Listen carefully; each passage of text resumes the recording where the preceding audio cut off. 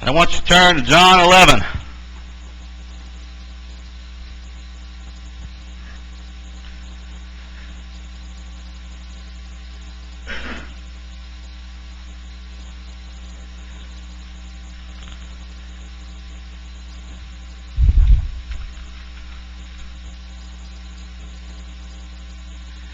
Turn to John 11, and I want you to look at verse 35.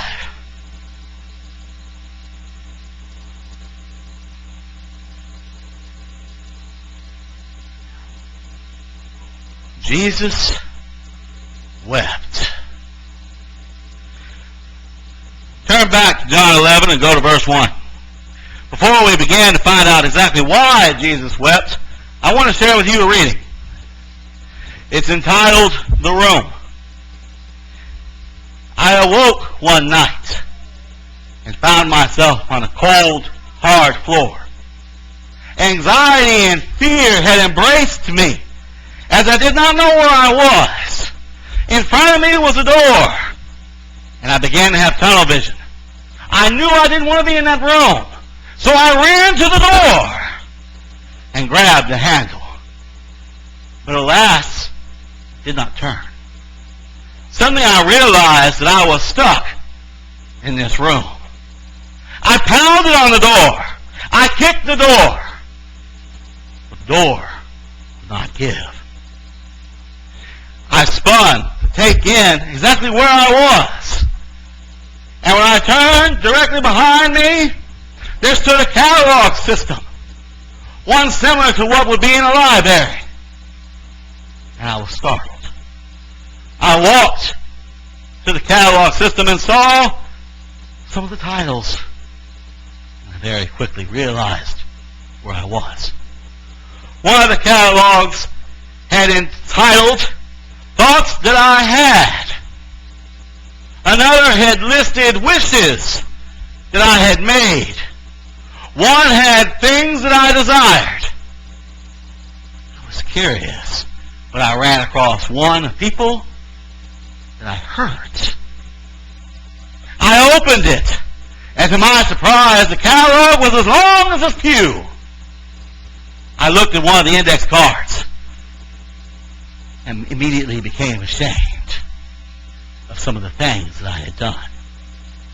Immediately, it came up to a gentleman that I had put in the toilet and gave a swirly when we were in junior high. And he went home later that day and cried himself to sleep. Another was entitled, My Wife, the day that I told her that she couldn't cook. Another was entitled, My Son, the day that I said that you just cannot quite measure up to your friend. Another was entitled, My Father, when I told him that I could do it better than you. I no longer needed you. I shut it, shamed. I saw another of ones who I loved, and I opened it and saw that this one was much shorter. And I saw past girlfriends, sadly too many to name. One that I did not see was my wife. I felt so ashamed. I closed it. I saw so many that made me feel so small that I very clearly now knew where I was. As I went from handle to handle, some very worn, the brass polish on them almost wiped away. I saw one that was very, very shiny, that looked almost pristine. And I opened it, and it said, Those who I have spread the gospel with. It only opened 2 inches. There was only 3 cards. I shut it, and I fell to the ground, crying, ashamed. While I was there crying, I heard a creak, and I saw the door opening. And I knew him before I ever made eye contact. Jesus walked into that room. And he opened up the first file of my catalog system. And he took his hand and began to write not guilty. And as he wrote not guilty on that row of cards. Guilt replaced fear. And I was overwhelmed. This was the man who was beaten. This was the man who was marched naked for my sins. This is the man who was the same today as he was yesterday. And he was writing my cards with his blood. I was not worth it. So I threw myself at him. And I said, Jesus, no, don't. Don't look at that card. Jesus, stop. You don't deserve this. Don't write not guilty on that card. I did it. It's mine. And Jesus gently put his arm on me. He said, it's okay. And he kept signing cards. I cried. I cried so much that when he got to the last card, I looked to him. He was also crying. And he put his arms around me, said, it is done. And I awoke in a cold sweat. The room. People sometimes forget that as men, we have this false sense of being Superman. That we can't show our emotions. We can't grab hold of our wives and cry with them. We can't look at a situation that may be sad or hear something that may be overjoyous and shed tears, because somehow that makes us less of a man. That makes us weak. Or at least that's what we've been told. But when I asked you to turn to John 11 and we read that verse, you said Jesus wept. The man who did what no one else could wept. The man who endured what no other man on earth now or ever could wept. Why, men, are we sometimes afraid to allow our emotions to show? You are not weak. You will not be one of these mamsy-pamsies or whatever it was that someone who told you if you cried called you. You're showing compassion. You're showing strength. Let's see ultimately what led to Jesus crying. Join me, if you will, John 11, verse 1. Now a certain man was sick, named Lazarus, of Bethany, the town of Mary and her sister Martha. It was that Mary which anointed the Lord with ointment and wiped his feet with her hair, whose brother Lazarus was sick.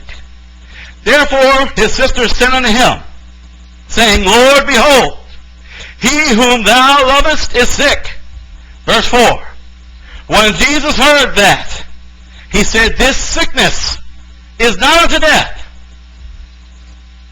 but for the glory of God, that the Son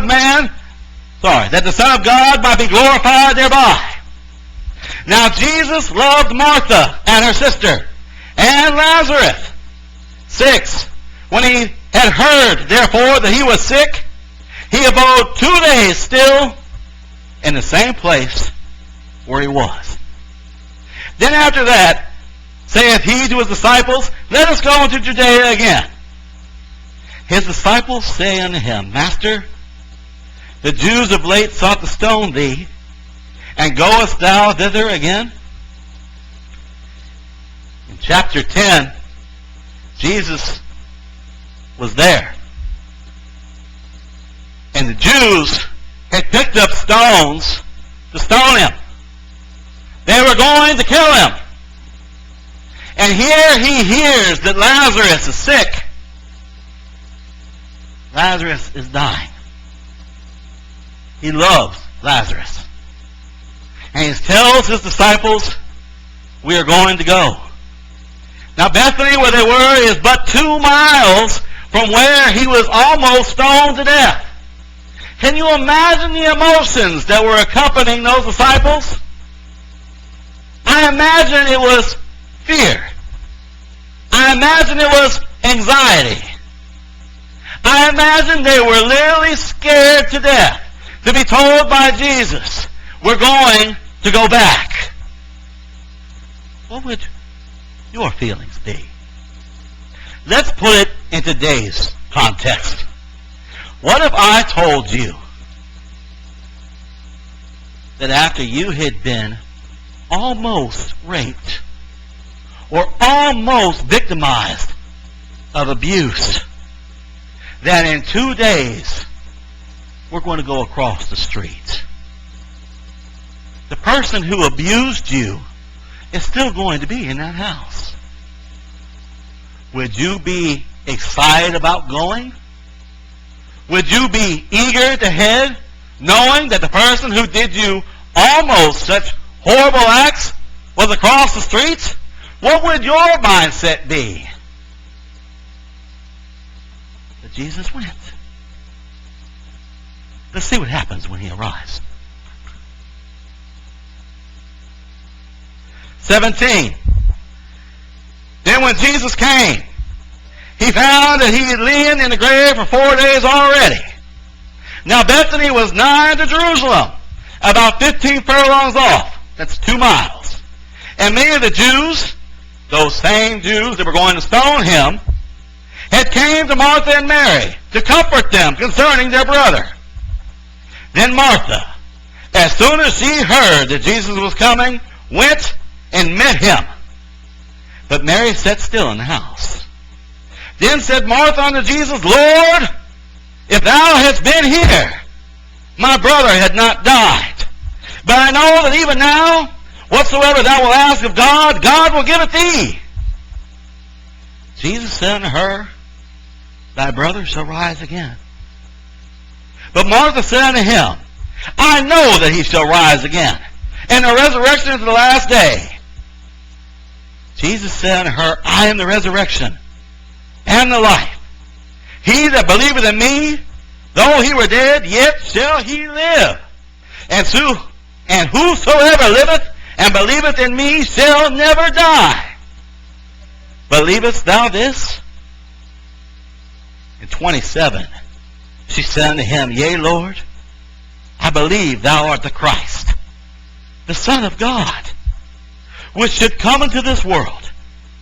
And when she had said so, she went her way and called Mary her sister secretly, saying, The Master is come and calleth for thee. She's in her house. Her brother is dead. She has heard of everything that Jesus can do. She sent for Jesus, but he did not come right away. And her brother is dead. And now she hears that there he is, on the outskirts of town. It didn't say that she gingerly got up and walked. I imagine if we could put ourselves as a fly on that wall, when she heard, she quickly arose, she ran. I imagine when she saw him that it was a mixed emotion. She was probably glad that he was there, but she was also probably hurt that he didn't come sooner. She was probably relieved to see him. He was a close friend. They said they loved each other. But at the same time, she was probably mad. Because had he been there, in her mindset, her brother wouldn't be dead. I imagine all these emotions are starting to run wild. Can you picture it? Jesus has now come back to where he was going to be stoned. His disciples are around him. They see her running towards him. It's a hurricane of emotions. A whirlwind. I imagine that a lesser man or a lesser woman could have got caught up in some of these emotions. But we're not done with the scene. Let's go further. 29. As soon as she heard that, she arose quickly and came unto him. Now Jesus was not yet come into the town, but was in that place where Martha had met him. The Jews then, which were with her in her house, and had comforted her, When they saw Mary, that she rose up hastily and went out, they followed her, saying, She goeth unto the grave to weep there. Then when Mary was come where Jesus was and saw him, she fell down at his feet, saying unto him, Lord, if thou hadst been here, my brother had not died. When Jesus therefore saw her weeping, and the Jews also weeping which came with her, he groaned in the spirit, and was troubled, and said, Where have ye laid him? They said unto him, Lord, come and see. Jesus wept.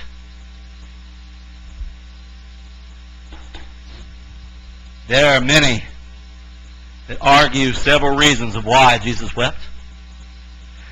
There are some who say that Jesus wept because he knew that these Jews were not going to believe that he was indeed who he was unless he resurrected Lazarus. And that would mean taking Lazarus from heaven. That would mean taking Lazarus from those streets of gold, that mansion in the sky that were all promised, that heavenly choir that we're going to be seeing, that body that isn't going to hurt, and bring him back. Bring him back. Some say that Jesus cried because he did get caught up in the emotion. That he saw all of these things. And because he was a man, still the Son of Christ, but still a man, that he could not help himself and became overwhelmed with the emotion. It would be easy for us to justify that. Think about it. You had just almost been killed. And you come back. And you're coming back not to spread the word, but rather you're coming back because a dear friend of yours has passed. And you've seen one sister run at you, upset because she thinks in her mind, if you'd have been here sooner, you'd have stopped it.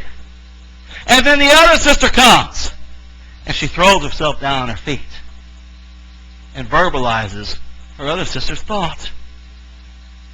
And these Jews that were going to kill you are now crying.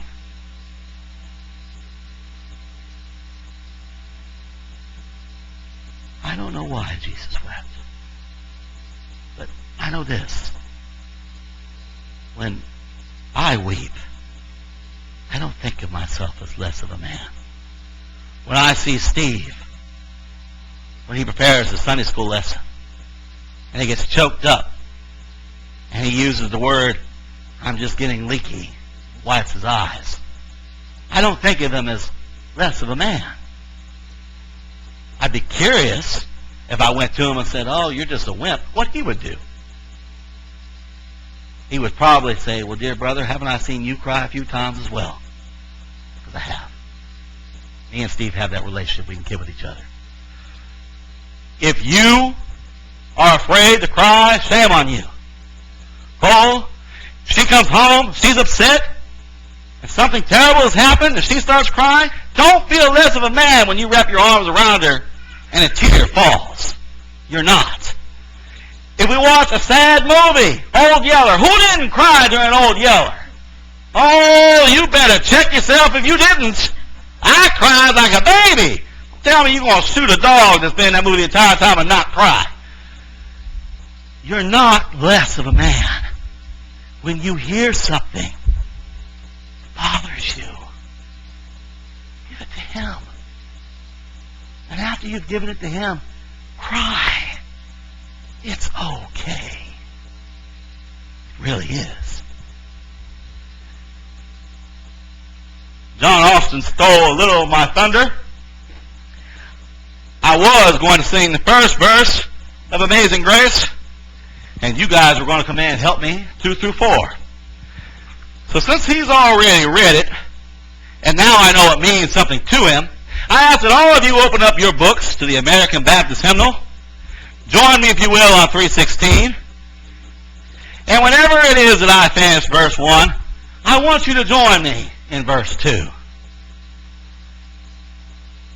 316. Amazing Grace. Now, I have the same statement as everyone else who's gotten up here. I am not a master choir director. Please do not think that. Amazing grace, how sweet the sound that saved a wretch like me. I once was lost, but now I am found. Was blind, but now I see. Join me if you would. 'Twas grace that taught my heart to fear, and grace my fears relieved. How precious is that grace appeared, the hour I first believed. Through many dangers, toils, and snares, I have already come. His grace has brought me safe thus far, and grace will lead me home. When we've been there 10,000 years, bright shining as the sun, we've no less days to sing God's praise.